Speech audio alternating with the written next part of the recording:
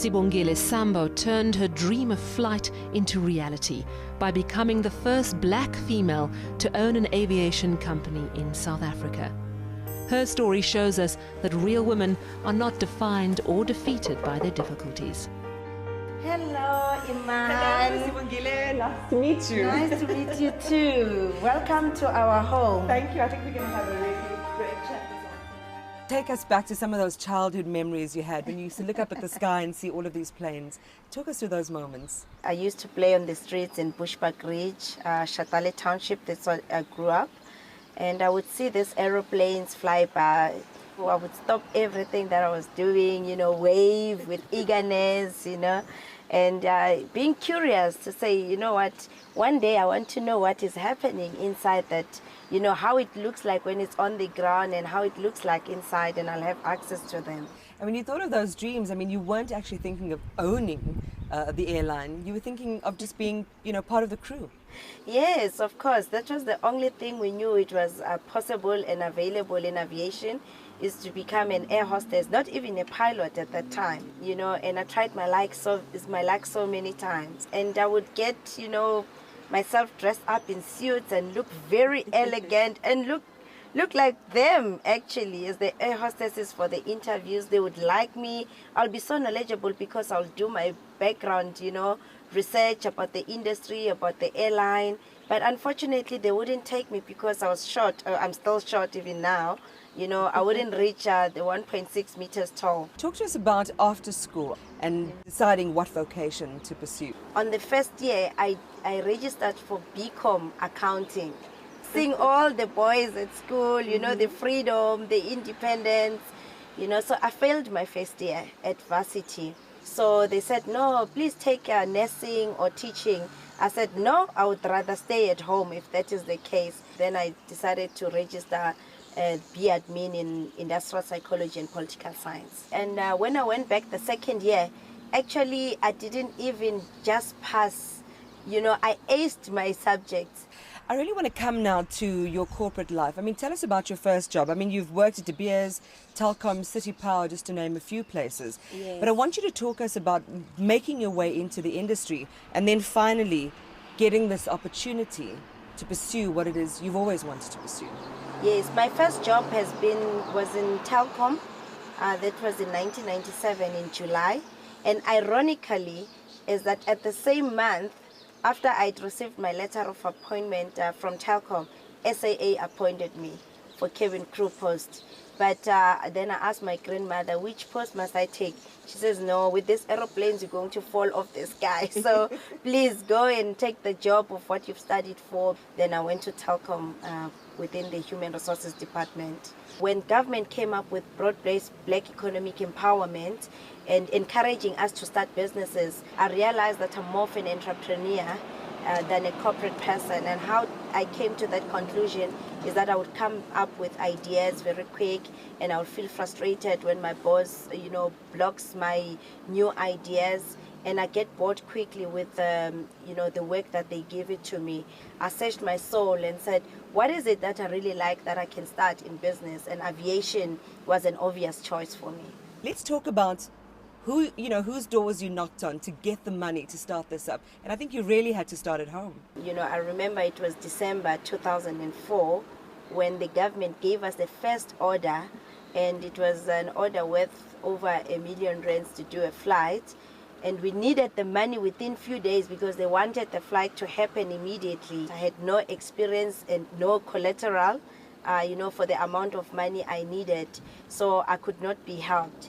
So I had to think of an alternative way of funding this opportunity because I already resigned from my last job. I had to call my mom, who worked in London as a nurse. I needed 800,000 to bring an aeroplane, which was owned by the Russians, but it was based in Dubai at that time. So I needed to pay for the plane to come to South Africa to come and commission this first flight for my client. And my mom had to come back home. She gave me her pension money. She spoke to my aunt, her sister, the one I grew up living with. She also gave me her pension money. I had friends and family that pitched in, I had a bit of cash myself. I already had a flat. I had a paid up car.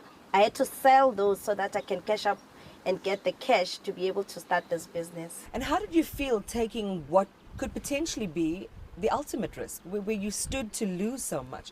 Not only your fortunes, but your mom's and your aunt's. To be honest, I never thought about losing. For me, this was the beginning of a winning game. I didn't think about it. I was just fired up with passion, seeing this dream becoming a reality. And for me, even that voice inside me, that, spiritual voice that says, you will make it, that is what I listened to. Let's move on to surviving in a man's world. You suddenly are in a position of power, you can negotiate. How are you accepted by, the men in what is a male-dominated industry?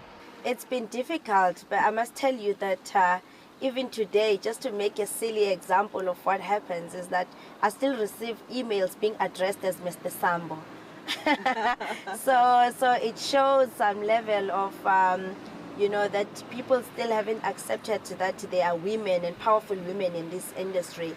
But for me to get acceptance in this industry, I had to make sure that I become knowledgeable about the industry. I speak the language that they speak.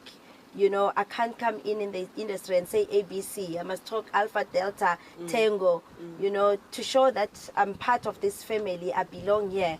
When I go into the boardroom or to negotiate, I'm able to speak with authority on something that I know and do it very well. That's how I managed to get, acceptance, and be respected in the industry.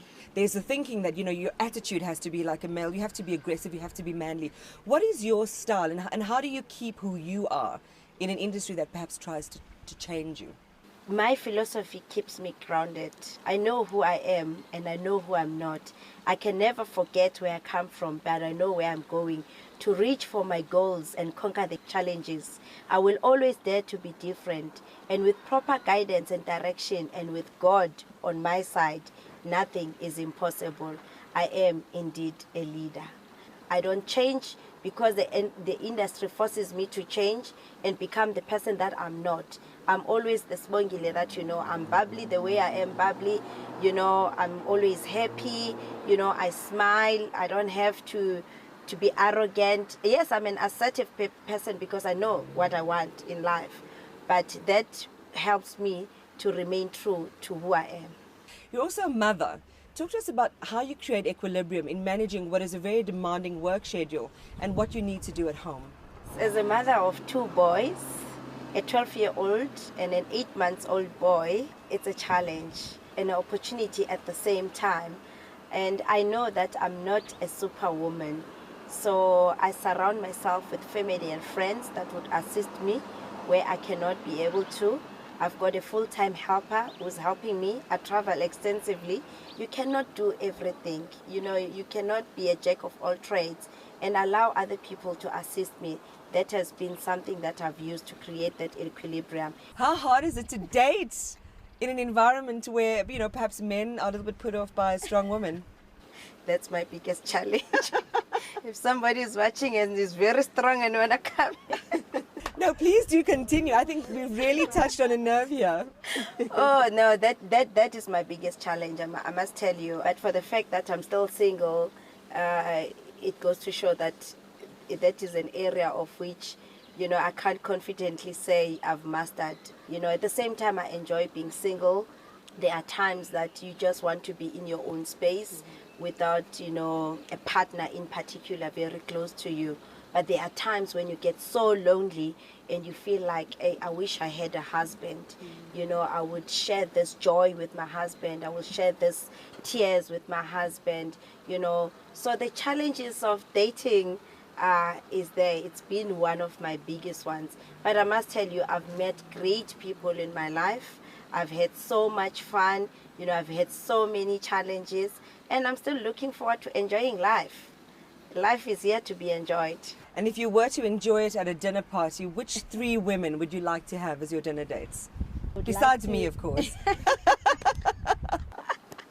Of course, I would like to have Hillary Clinton. I would like to have my mom. And I would like to have my aunt. Why Hillary Clinton? Hillary Clinton has started this Fortune 500 mentorship program. She's one of the founders thereof. And in 2007, I've been lucky to be appointed through the American Embassy as one of the mentees in the program. So Hillary has been an icon in terms of teaching me what mentorship is all about and what is expected me as a mentor as well at the moment to many other young women. And finally, Sibongile, what is your message to that little girl who, just like you, is looking up at the skies, watching a plane fly overhead, wishing she could be part of that journey? I would say to that little girl, my young girl, the sky is not even the limit. You can do it. If you have a dream, don't let it die. Keep the spirit going. Keep that dream alive. Do something about it. Do not procrastinate. Don't sit back. Don't listen to those negative voices that will tell you that you can't make it. If somebody tells you you can't do it, tell them that I can. You can reach the skies. You can reach your goals, and go for it. Chest out, stomach in, and with a great smile.